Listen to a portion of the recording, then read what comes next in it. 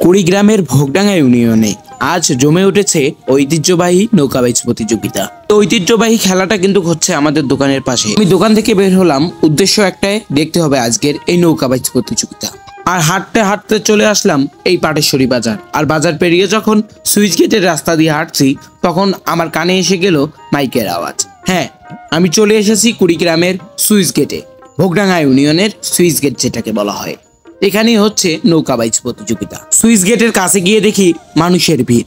আরও দেখতে পারি এখানে বিভিন্ন ধরনের খাবারের দোকান, খেলনার দোকান, ওরও বিভিন্ন ধরনের দোকান নিয়ে বসেছে। হ্যাঁ, এই ঐতিহ্যবাহী খেলাগুলোর মধ্যে বা অনুষ্ঠানগুলোর মধ্যে এগুলো দোকান থাকবে না, এটা কোনো কথাই না।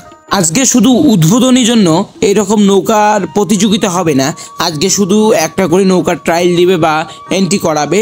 তো আমরা শুধু এই আজকের এই নৌকাগুলো দেখবো, দেখে আপনাদেরকে দেখানোর চেষ্টা করব ফাইনাল ম্যাচটাও। যেদিন হবে ফাইনাল ম্যাচ, আপনাদেরকে আমি সেদিনও এসে দেখাবো এই ফাইনাল ম্যাচ।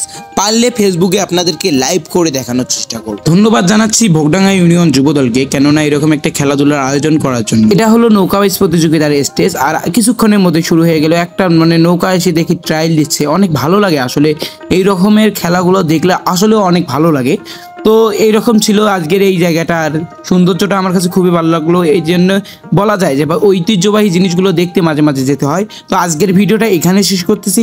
অবশ্যই যারা ফেসবুক থেকে দেখতেছেন তারা অবশ্যই ফলো করবেন, আর যারা ইউটিউব থেকে দেখতেছেন তারা অবশ্যই সাবস্ক্রাইব করবেন।